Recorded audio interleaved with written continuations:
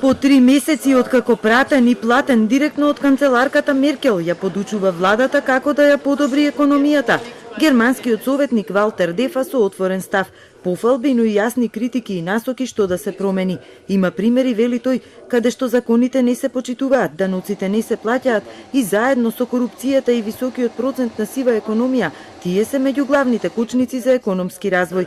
Политичките проблеми се надминаа и сега целата енергија треба да се насочи кон справување со реформите, што е важно и за домашните компании и странските инвеститори, но и за граѓаните. Не ви недостигаат закони и документи, порача Дефа, но мора да се работи тие да се спроведат. Има 3 главни предизвици за економските реформи, а тие се имплементација, имплементација и имплементација. Без неа нема да имате резултати и секи остане само на хартија. Имплементацијата трае подолго тоа што очекувате. Нема да можете да ги стигнете крајните рокови и тоа ќе создаде генерална фрустрација. Целта на реформите е да се оствари повисок раст, тој да биде паметен, инклузивен и одржлив, а власта да се фокусира и на капиталните инвестиции, но и на стабилизирање на јавниот долг. Повеќе производство, повеќе услуги, повеќе приходи, повеќе инвестиции, но не повеќе јавен долг. Ова е важно, бидејќи ризикот од јавниот долг е товар за идните генерации.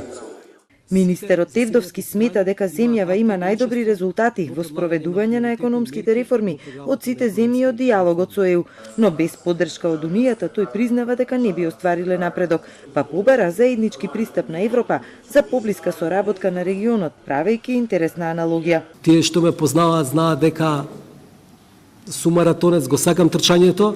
Минатата сабота трчав заедно со маратонецот Краси Ѓоргиев, за да го поддржам ултрамаратонот, насловен поврзаност. Идејата на овој ултрамаратон е да се испрати порака за поблиска соработка на економиите и на граѓаните на Албанија, Северна Македонија и Бугарија. Валтер Дефа заедно со други европски експерти ќе и помага на владата да ја изготви програмата за економски реформи за следните 3 години што ги бара Европа.